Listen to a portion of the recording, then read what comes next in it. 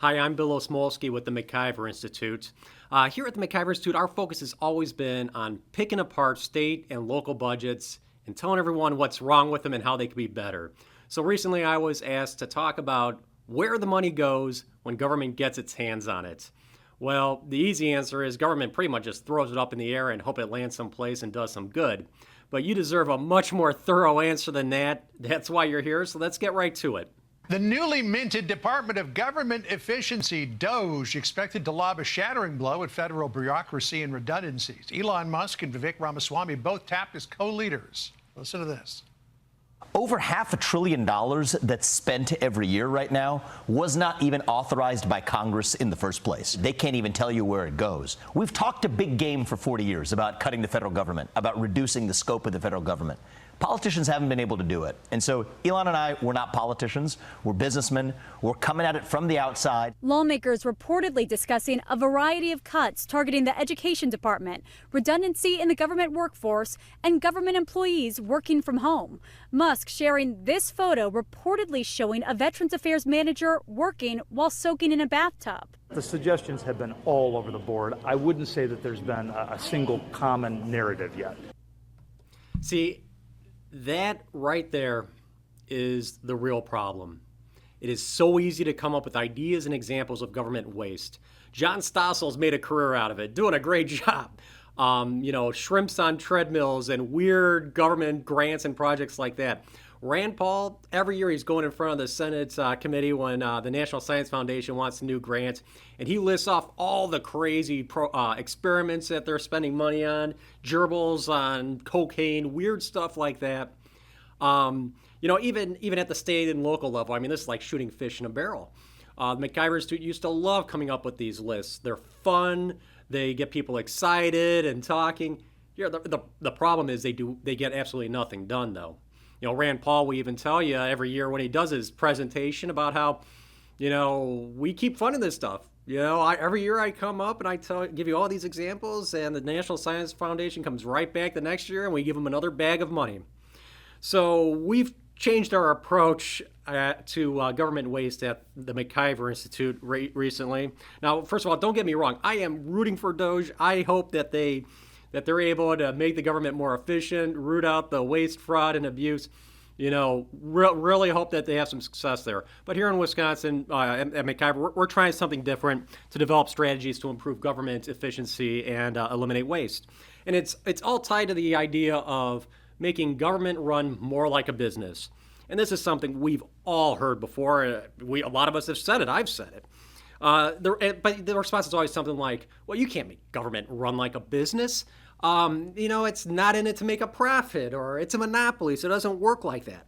So today I'm going to talk exactly what I mean when I say government needs to run more like a business. And I'm going to start by showing you what strategic planning looks like at the state level, specifically at the Department of Public Instruction. Then I'm going to go into what budget looks like and what it should look like at the local level, specifically at school districts, because there's just so much interest in how education, the government education system and public education system and local schools are spending money while they're always going to referendum. Now, what I'm going to show you here, these are objective, systematic recommendations. It takes a lot more effort to this approach than just throwing together a fun list of flashy items that you think should be eliminated. But this also helps make a much stronger case for making these changes, for taking bold action, especially since a lot of these items that, need to be eliminated, there's a lot of emotion attached to them. There's a lot of people where if you say, oh, you need to eliminate this, they're going to lose their minds. You take all the emotion out of it, you make this completely objective based off of government plans, objectives, goals, and you can make a much stronger case for making these changes. Now, so who am I? Well, who am I to talk about this? Well, I've been at the MacIver Institute as an analyst, as a researcher, as an investigative journalist for 15 years. I've been picking apart these budgets, spending plans, telling everyone what's wrong with them. That's been my job for 15 years. I love it, and I've spent a lot of time getting good at it. Before that, I was in the mainstream media for several years, but I'm also an experienced Army staff officer. I got 2 combat deployments at the Division Corps and Army echelon level, dealing with all kinds of operational and strategic problems. And I also have a master's degree in operations and supply management from UW-Stout, where I excelled at strategic planning and managerial accounting, and that's exactly why we're going to be talking about those 2 things today. So first of all, I mentioned, up front that MacIver spends a lot of time focusing on the state and on local budgets. So Wisconsin's on a 2-year budget cycle. Our current budget, and there's 2 types of funding. You got to look at the state budget 2 different ways. You see, there's GPR funding and there's all funds funding. GPR, general program revenue, or general purpose revenue. That is tax money that goes in the pot, and the state government can spend that however they want. It's all from state taxpayers, though. So the current budget, the 2-year budget, is spending $43 billion of general purpose revenue. All funds, that's everything. That's all the money we get from the federal government. That's licensing fees. Say when you buy a hunting license, that gets, that's a program fee that gets dumped into these all funds. This is the total cost of Wisconsin government. And in their current 2-year cycle, it's $99 billion. Now, the light blue line here, that's what the agencies have requested. In September, all these state agencies gave the request to the governor of what they wanted in the next state budget. They wanted $48 billion of state taxpayer funds, and combined with everything else, they want a total of $110 billion of all funds revenue. Since we're going to be talking a lot about education today, this is the portion that Department of Public Instruction takes out of this from the state taxpayers funds, GPR. They make up 37% of total state taxpayer spending at the state level. So this doesn't include property taxes. So $18 billion for DPI.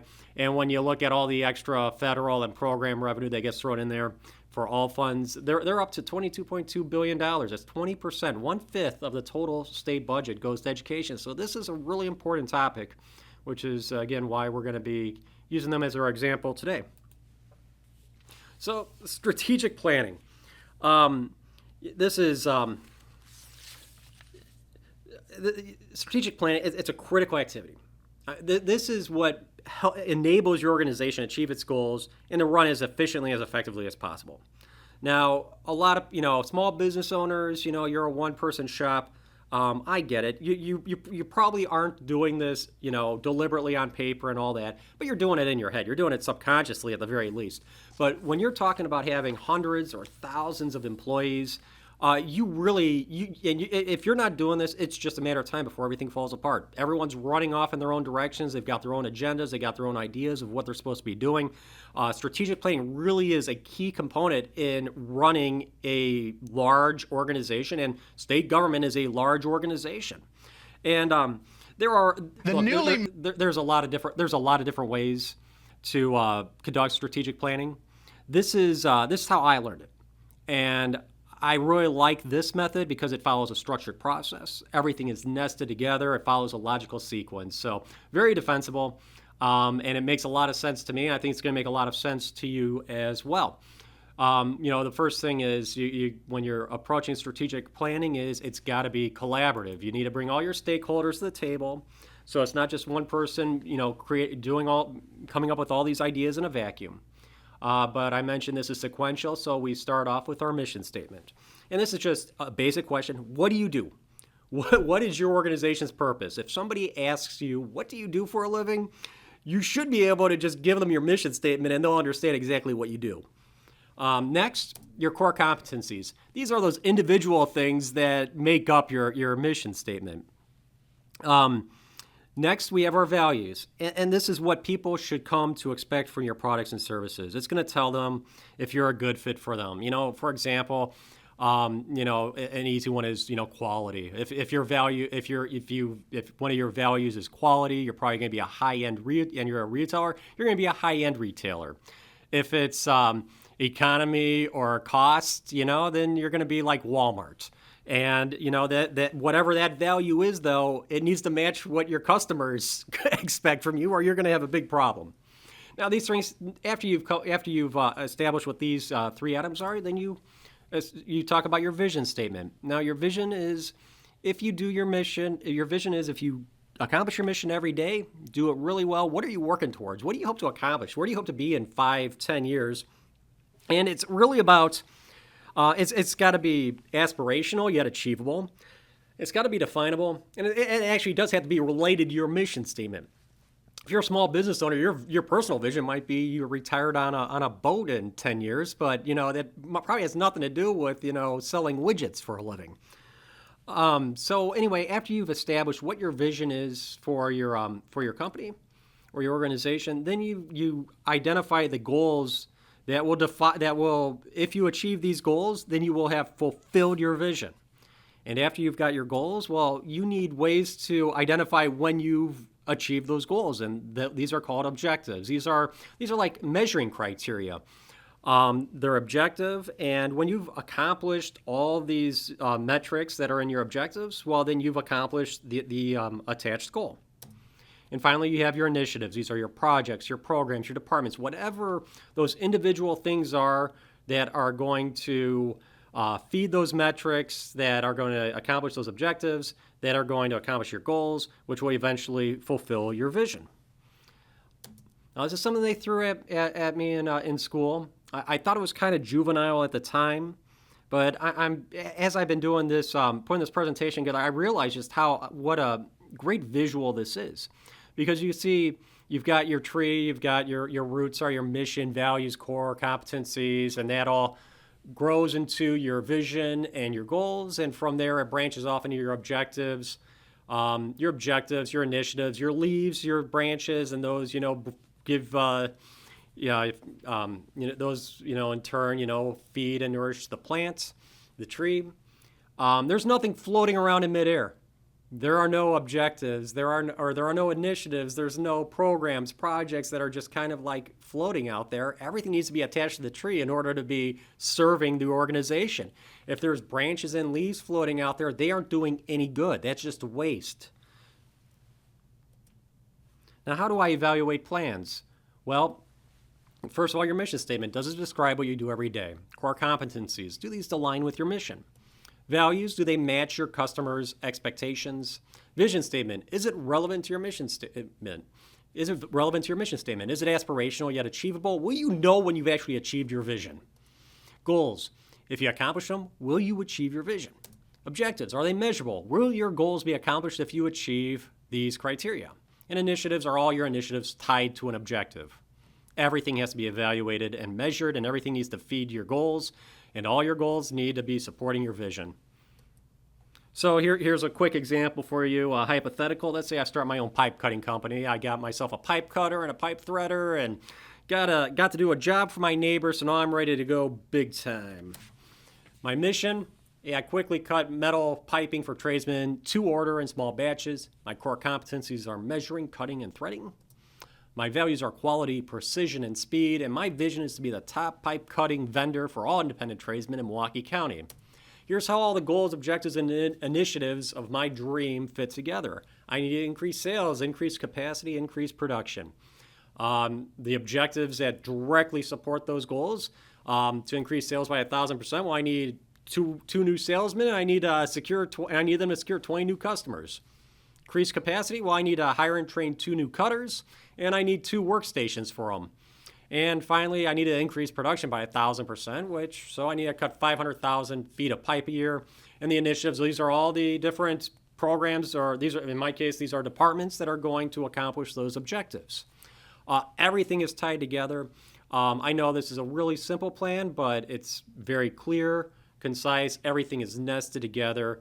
This is a great example of what a strategic plan should look like. So let's see how Wisconsin state government does this. I've got the business model up top that I was taught. So let's see how Wisconsin state government matches up. So government agencies, they have mission statements, they have values. They don't list core competencies. I suspect that might be more of an admission than an omission, but moving on. The mission statement and values, they do feed a vision statement. And from there, they do have goals. They have sub-goals that they call objectives, so bear with me, it gets a little confusing then. So I think you can make a case for having sub-goals, but we'll get to how state government handles this particular item in a moment. Instead of what I called objectives, they've got performance measures. It's the same thing. Evaluation criteria. If you meet all those evaluation criteria, well, then you've accomplished your objectives, and then you've accomplished your goals. And if you accomplish all your goals, then you've fulfilled your vision. Okay, finally we get to what I was calling initiatives before. The state calls them decision items. Same thing, but the state does something weird where it groups all these decision items into what they call programs. And that's confusing because programs, projects, departments, those are decision items, but in this case, government likes to group a bunch of those decision items together. They throw them under the umbrella of programs. Sometimes the decision items under programs, they are related. Other times they really have nothing to do. They're just thrown together seemingly for convenience. But programs are important, and we will get to that a little bit later on. So all this, you can find all this stuff online. You know, there's nothing secret about this. You go straight to the Department of Administration's website. That's part of the executive branch. DOA.wi.gov will bring you to this page. Go to State Finances, Executive Budget, Current Biennial Budgets and Reports. That brings you to this page. You'll see biennial budgets. That's the next two fiscal years. Starts next summer. Agency requests. Yeah, these are all due on September 16th. So this is all new information. That brings you to this page. We're going to be going through the Department of Public Instruction's agency request and strategic plan. All the strategic plans are in this document for each agency. So let's open it up and take a look. Wisconsin Department of Public Instruction's mission is to advance equitable, transformative, and sustainable educational experiences that develop learners, schools, libraries, and communities in Wisconsin. Remember, I told you before that if somebody asks you what you do for a living, you should be able to just tell them your mission statement, and they'll have a really good idea of what you do. I don't think this mission statement accomplishes that. I don't think this provides the employees at DPI with very clear direction on what they come to work each day to do. Values, belonging, love, integrity, humility, honor. Remember, DPI is supposed to be providing, or at least we think DPI is supposed to be providing a educational service. I don't think any of these values describe what as a customer who is looking for educational services, would be expecting from a educational institution. Finally, vision statement. Engaged learners creating a better Wisconsin together. Vision statements, remember, they're supposed to be aspirational yet achievable. You're supposed to know when you've actually accomplished it. Look, let's say you work for a Department of Public Instruction. Let's say you've spent your entire career there. You really believe in what you're doing. And the boss says, yeah, someday in the future, we hope that we will have created engaged learners creating a better Wisconsin together. If I were in your shoes, I'd say we've already done that. So that gets to how do you know when you've achieved this goal? I mean, this is very subjective. It's not definable. Not very motivational. Goals and objectives. This is just copy and paste it straight from the budget request. We've got 3 goals. I mentioned how state government agencies have sub-goals that they call objectives, but they don't really serve any purpose because they're just the goals restated in clearer terms. So we'll just go through those. First, provide every classroom with teachers who are prepared to help students meet the district's challenging academic standards. 2, provide timely, consistent service and dissemination of high-quality information and products to customers. And 3, all libraries make effective use of technology and the internet in order to provide access to information and knowledge resources to the state's residents. Side note here real quick, Department of Public Instruction is the state agency in charge of all your public libraries. I don't think a lot of people realize that. Performance measures, there's 5 of them. We aren't going to go through them here. I'm going to walk you through in the next slide. So just say you see that they're here. This is what it looks like in the agency's actual budget request. So that first performance measure, issue fewer than 3,200 one-year licenses with stipulations. Those are emergency teachers' licenses, essentially, and they want to issue out as few as possible. Now, if they accomplish that, if they meet that criteria, that evaluation metric, they will have accomplished their goal of providing every classroom with teachers who are prepared to help students meet the district's challenging academic standards. Okay? Next to performance measures, 200,000 public views on WiseDash. That's the state's DPI's website. And 60,000 district page views on WiseDash. If they meet those two metrics, then they will have accomplished providing timely, consistent service and dissemination of high-quality information and products to customers. And the last two performance measures, 8.2 million searches on BadgerLink, that's the state's library computer system, 7.7 million items loaned out through the interlibrary loan program. And if they do those two things, well, then all libraries have made effective use of technology and the internet in order to provide access to information and knowledge resources to the state's residents. If they meet all 5 of those performance measures and they achieve all 3 of those goals, well, then we have fulfilled our vision of engaged learners creating a better Wisconsin together. Mission accomplished, vision fulfilled. That's all you got to do is these 5 things. So remember I was talking about initiatives, or as the state calls them, decision items. Every decision item needs to be attached to a performance measure.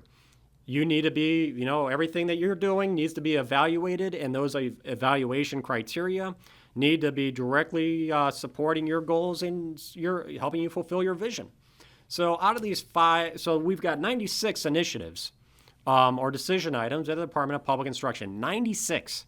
And if I'm being very generous, if I'm really, trying to match up these items with those performance measures, I can match 3 of them.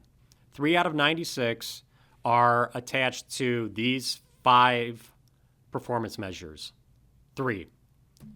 They receive $18.8 million in funding out of a total of $17.8 billion of funding. So that means 99.9% of all the funding that goes to the Department of Public Instruction has nothing to do with helping the department achieve its goals and fulfill its vision. That's a problem. How do we get here? How did we get to where only 0.1% of an agency's funding goes towards actually achieving that agency's goals? Well, I mentioned before how strategic planning is supposed to be a collaborative process. But in state government, this is what it looks like. The bureaucrats, they get to decide their mission statement, values, vision statement. Yeah, we just let the bureaucrats essentially run off and go figure out what you do for a living. It's not in state law. State law says something like, there shall be a Department of Public Instruction and there shall be a state superintendent elected to a 4-year term.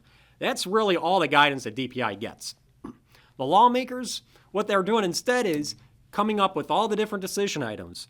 All these whiz-bang ideas kind of created, in a vacuum, each one kind of doing his own thing. Hey, we need literacy programs. Hey, math scores are struggling. Let's come up with a math tutoring program. All these ideas are just throwing ideas up against the wall, hoping that they're going to do some good, not tied at all to the agency's mission, values, vision statement, none of that. And then every 2 years, we come back to these budget requests and we got to tie it all together. So it's somebody runs in there, kind of ties it all together, checks to see how all these other performance measures did, and all done as an afterthought. So how would I do this? How do I think this should look? Well, first of all, your lawmakers need to be writing the mission statements. They need to be telling DPI, hey, this is what your job is. You have been created by the legislature, by law, and this is what your job is, what your mission is. Next, the governor. Governor's in charge of the executive branch. He sets the policies. He needs to personally go through every agency and be deciding what their values are and creating a vision for them, what he wants each agency to be. It's his vision for the state, his vision for the government. That means creating the vision for the individual agencies. Then he needs to sit down with the secretary for each department and hammer out the goals that are going to fulfill his vision. This right here, this should be taking up almost all the governor's time. There's dozens of state agencies. This is what the governor should be spending his time doing. And then the secretary, after he's got these marching, him and the governor have decided essentially the roadmap on how to fulfill the vision. First of all, get rid of the objectives because they aren't, they're pointless. They're redundant. And then the secretary needs to go sit down with the bureaucrats and come up with the performance measures that are going to define, when those goals have been achieved. And then figure out what individual items that they need to be doing in order to meet those metrics. And finally, the governor and the lawmakers need to review those performance measures and see if they actually will define when those goals have been achieved and prioritize those items and decide, whether or not they're going to fund them and how much. So let's go back to the Department of Public Instruction. What would be my recommendations on how to, rewrite these strategic statements? First of all, I think DPI's mission is to help children achieve proficiency in core academic subjects and ensure public libraries are encouraging literacy in their communities. Values. Here's what I would expect from a public school system: literacy, academic achievement, objective standards, accountability, and parental rights. Vision. Here's an achievable, what I think is maybe not achievable, but aspirational and theoretically achievable vision, and you'll know when you've achieved it. Every high school graduate in Wisconsin has at least an 8th grade level of proficiency in math, science, English, and other subjects necessary to succeed at college, work, and home, and has the local resources needed to maintain that proficiency. It's clear, it's definable, it's aspirational. So, for this current budget, what would I recommend? Just based off of this, strategic planning presentation, first of all, the lawmakers need to define agency mission statements in the budget bill. You need to nail that down, first of all. Next, only approve funding for initiatives tied to performance measures, because remember, those performance measures are what's actually accomplishing the agency's goals and fulfilling its mission. Everything else has nothing to do with what that agency is trying to do. And if you fund initiatives that are not tied to performance measures, you're just throwing that money away. You're throwing it into the wind, hoping it lands someplace and does some good. And you aren't even checking to see if it is doing any good. And that's not to say that, agencies can always come back. They can submit supplemental funding requests for the other items after they develop the goals and performance measures to evaluate them. We need accountability. So I went through those 96 initiatives for DPI and, went through and I figured out exactly which ones match up to those performance measures, but there's a much easier way to do this. I mentioned before that programs, they're kind of, sometimes they seem a little eclectic, but they actually serve a purpose for this. At DPI, there are 3 programs: educational leadership, aids for local educational programming, and aids to libraries, individuals, and organizations. If you go to the performance measures, you'll see that every performance measure is directly tied to a program number. So we have the first 3 are tied to program 1, the last 2 are tied to program 3. That means that program 2 is not evaluated. It is not there are no performance measures for it. It is not tied to any department goals. Therefore, it is not supporting the agency's vision at all, so cut it out. Easy decision. Now, here are some of the largest agencies in state government. Like I said, there's dozens, but these make up the bulk of our spending. Together, they have 58 programs. 42 of them are tied to performance measures. So their total request, and this is just GPR, this is the state taxpayers' dollars, $35.7 billion for those 58 programs, but only $16.1 billion are tied to those 40, the programs that are actually evaluated that support the agency's goals and visions. So easy decision. Delete the $19.6 billion that has nothing to do with what these agencies are trying to accomplish. You'll see taking it using this method, you're taking out all the emotion. you know, when you try to like target programs individually, like just start, from the back end and say, oh, we don't need this, we don't need that. Hey, somebody wants that. Everything is important to somebody that the state government does. So when you just tie it straight to the plans and say, this is what the agency does, this is what the agency is trying to accomplish, this is what the governor's trying to accomplish, these are all the things here's the agency's plan and how they are going to accomplish this. All these other things have nothing to do with that plan. Now, maybe they need to rewrite their plans, but as it is right now, that's an easy decision. It's systematic, it's objective, you take all the emotion out of it, it's just a line on a ledger that doesn't need to be there. So, moving on, I also want, I also said that we're going to talk about budgets. So let's talk a little bit about budgets at the local level, at how schools handle this. So, first of all, in my experience, school districts, for the most part, most schools have no idea what a budget is. Most of them don't have a budget, and that's part of why they don't understand what a budget is. And even though we're going to be picking on schools here for a little bit, I'll tell you too that at the MacIver Institute, we filed the open records requests, and we know for a fact that no state agency has an actual operating budget, which is a terrifying problem. That needs to be addressed, but right now we're going to talk about the school district. So first of all, a budget is a formal statement of a company's plans expressed in monetary terms. Very simple.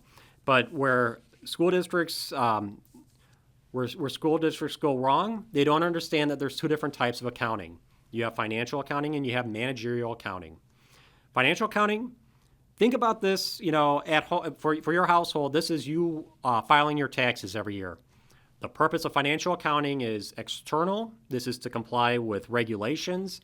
If you're a business, this is to assure your investors that you are a good bet for their money. It's just a summary of your financial activities. Some of the documents in a financial budget would be called your cash budget, income statement, your balance sheets. You can't run a business off of this. This is just what money's coming in, what money's going out. Income statements, that's what I would say most school districts have that they call their budget is really just an income statement. Managerial accounting, this is what you do for your internal household. At home, this is, if you've got a home budget, this is, it's an operating budget. It's going to be, hey, what are we spending on Netflix and Prime every month? What are we spending going out to eat? What are we spending on car payments? This is managerial accounting that you're doing. It's internal. It's for your managers. It's to set priorities, allocate your resources, measure your success, identify problems. This is going to let you know if, oh shoot, we went over budget on fast food last month. These are the documents that catch that. It's called an operating budget. It could also be called a master budget when you throw everything together. But and the components for a business, you have your sales budget, which is your sales forecast for the next, year or so. Production, this is the budget of, okay, here are all the items we need to produce to match the projected sales. This is what we're going to have to spend on directed labor to do that. This is what we're going to spend on overhead, on materials. So all these items come together to form an operating budget. This is what you need to run an organization. You can't run You can't run your household, figure out what you're spending your money on by looking at essentially your tax filing. So, but that's exactly what all these school districts are doing. Here's one from Monona Grove. This is what they call their budget, and you'll see it's just an income statement. It's a cash budget. It tells you this is all the money that's coming in from these different sources, and that's what we're spending it on. 3 items: instruction, support services, and non-program transactions. That's not a budget. You can't make any decisions off of this. If you're over budget, first of all, how do you know if you're over budget? Because you're just doing this, once a year. They are tracking things. I'll get to that in a minute. But if you got to cut out $1 million, what do you cut it out of? Instruction, support services, or non-program transactions. Those are your choices. Here's another problem. Let's say you want to, let's say your math scores are struggling right now, and you want to increase resources to your math department. You can't look at this so-called budget and know, well, what are we spending on math right now? What are we spending on social studies? social studies scores are doing great. Can we shift some of the resources from that department to math? Well, you don't know what you're spending on it. Let's say you find the best math teacher in the country comes to your school district and says, "Hey, I want a job. Do we have money to hire her? Is there money in the budget for another math teacher?" You don't know. Or, when it's, or like I said, oh shoot, we're over budget. Where do we cut $1 million from? Well, you don't know. So, so you can't, like I said, you can't run a business using essentially an income statement. So how did I get wise to this? I've been doing this for a long time. This is kind of recent that we figured out that, none of these school districts have budgets. Well, in the spring, Evansville had a referendum for $1.1 million, and it failed. And they said, oh, shoot, now we got to cut $1.1 million out of our budget. And the article was a little weird because, they really didn't know where to cut, and they were suddenly discovering weird things like, oh, if we combine our bus services, we could save $65,000 a year. And it's, well, if you had a budget, you would have been able to see that, ages ago. So I did an open records request. I said, give me your budget. This is what they sent me. First of all, this isn't a budget. Secondly, there's no $1.1 million deficit in here. Because part of me was thinking, my first thought was, well, okay, COVID funds are probably expiring. No, they weren't getting $1.1 million in COVID funds a year. So, a bit of a mystery on, where is the $1.1 million shortfall? And if this is their budget, well, it doesn't show a $1.1 million shortfall. Anyway, so I went back to the superintendent and said, hey, this isn't a budget. I want your operating budget. And he said, we don't have one. And then he gave me this. This is their, essentially their expense report to DPI. You'll see there's, school districts, they keep track of all their spending. This is just a template from DPI, though. You can see all those white gaps in the two columns to the right. That's because they don't apply to Evansville. So they just, filled in the numbers that apply to them and sent this in. So, this is, again, I use the comparison of having, an income statement or what they call a budget summary. It's like your tax filing. It doesn't tell you, how you're spending your money internally.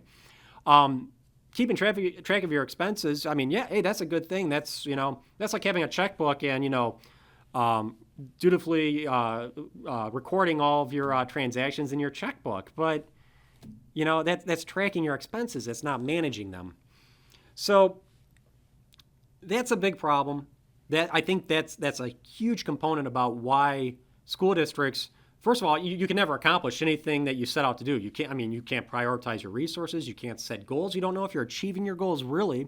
You can't manage your expenses or your resources. So yeah, it's not surprising to me that all these school districts are always broke and they've got dismal achievement scores. You don't even have a budget. So, but there's only one school district in the States that has an actual operating budget. This is the standard in budgeting. I think every school district's budget should look like this, and it's going to surprise you which district it is. It's Milwaukee Public Schools. And their budget is 1,000 pages long. It's got all the requests, and I'm just, here's just an example. So their budget process starts with every single school in that school district, every department has to fill out a form like this. It's essentially their budget. Dr. Martin Luther King Jr. School. It's a middle school, K4 through 8. That school description, it's essentially their mission statement, their values, their core competencies, their vision. You've got exactly how many people, what their staff is. You've got what the requirements are, their enrollment information. You've even got some metrics here. How are they doing? On their state report card. And then at the bottom there, hey, you got their basic budget requests. They're broken down: salary, other wages, employee benefits, purchase services, supplies, overhead. This is great. And then the superintendent, he takes all of these requests and he builds his master budget out of it.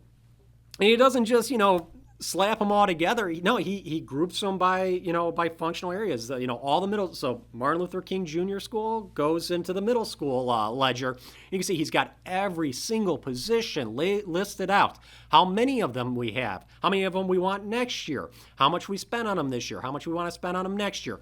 I mean, just this is the way you do it. And so obviously MPS struggles with financial management. So I'll tell you, I mean, doing the right kind of accounting, having the right kind of budgets, following all the processes obviously doesn't guarantee success. But I'm going to argue that you cannot be successful, your operation will not be successful, you'll not achieve any of your goals unless you're doing these things.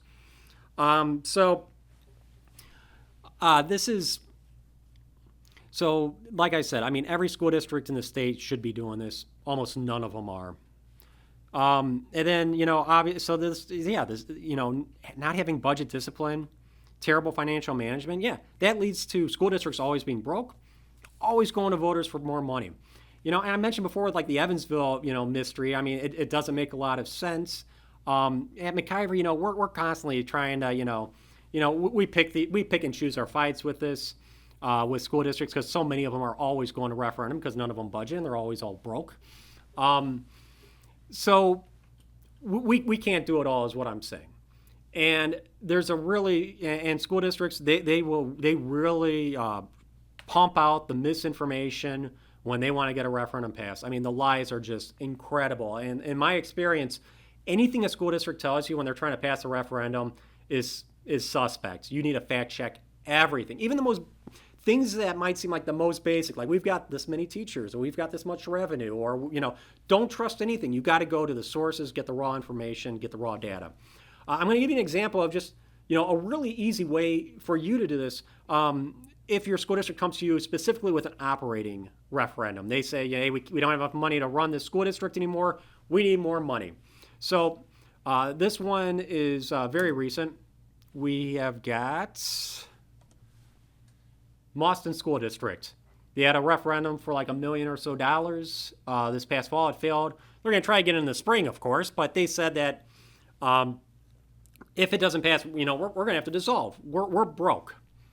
So, first thing I'm going to do is I'm going to go to your school district's website and see if you have your budget posted online. I would estimate about a third of school districts in Wisconsin don't have their budgets posted online. You could always reach out to them directly and say, hey, give me your budget, open records request. But for this example, what you really want is their audit. It's an independent audit. It's done by outside firms. I'm not sure if every school district does it, but the ones that do it can be a very useful document. And it just so happens that Boston doesn't have their budget posted online, but they do have their audits. So this is what I zero in on when I see a school district or even a local government's audit. I'm looking for something called the current ratio. Now, what this does is this measures your organization's ability to meet its obligations based off of its current assets. And it's got to be. And when I'm doing this, it's the current ratio. So if you're looking at all assets, well, that's including school buildings and things like that. And a school district can't, very well, sell its high school to pay its debt. So it's all got to be current. And this is like a really important calculation for investors, because before an investor will give money to a company, they want to see, well, I mean, how are you doing? How is business? How well are you guys doing? This is the answer to that question. So you just take your current assets, you divide it by your current liabilities. Really easy calculation. You can even do it with a public school education from Wisconsin. Divide the two and you get 2.4. That's 2.5. What this means is that the school district in Boston has 2.5 times more money than it needs to actually pay its bills. It's not broke. It's doing, this is great. 2.4? If this is a company and you're an investor, this is, take my money. You're a solid bet. You are on solid financial footing. You're doing great. This is not an organization that, the wolf is at the door on. this is not a, oh my gosh, if we don't get another $1 million a year, we're going to be, we're going to be out of business. No, total lie. You are, I mean, that referendum, I mean, so like I said, school districts, they will say anything to pass a referendum. But based off of objective criteria, you can see that this school district is not in financial trouble. I don't know what they're trying to pull on you voters in Boston, but, here's your starting points, some tough questions. And for any other school district too, when your school district says, oh, we need to pass this operating referendum, or oh my gosh, it's going to be, pandemonium, everything's closing. Check to see if they have an audit. Check to see if they audit, run this really simple calculation, and see for yourself. But yeah, always check everything out. But to summarize, what we've been talking about today, though, it's, there are very set, business processes that exist for a reason. These are industry standards. It's not just something that, Bill Osmulski from the MacIver Institute came up with. It makes decision-making a lot easier. It makes hard decision-making a lot easier. It ensures efficiency, effectiveness, budgeting. Every company has a budget. If they don't, they aren't going to be in business for long. And unfortunately, government can't go out of business, apparently. So, that's why it's on us as watchdogs at MacIver and, the grassroots and voters, ultimately, to hold the government accountable. We want you, when we say that we want you to run like a business, this is what we mean. We don't have a choice. We're customers whether we like it or not. So, I mean, we have to be assertive in our expectation that our government will be responsible with our money, and they aren't going to blow it on just whatever, pops in their head. No, here's your plan. You're going to stick to this plan. Now, at the MacIver Institute, we're always going to be on top. We're going to stay on top of this the best we can. But, there's thousands of units of local government, school districts in Wisconsin. The state budget itself is thousands of pages long, covers dozens of agencies. We prioritize our efforts, our resources. We take on everything we can. But we're doing educational outreach efforts like this to help educate the voters, the grassroots, Wisconsin residents in general, so that you guys can also start, carrying some of the load too. But always feel free to reach out to us at the MacIver Institute. You could reach us at our website, MacIverInstitute.com. There's all kinds of contact information there. There's other articles that will help you hold your local and state government officials accountable and make sure that they stay responsible. And we'll continue to continue to support you any way we can. So thank you very much for your time today. And for the MacIver Institute, I'm Bill Osmulski.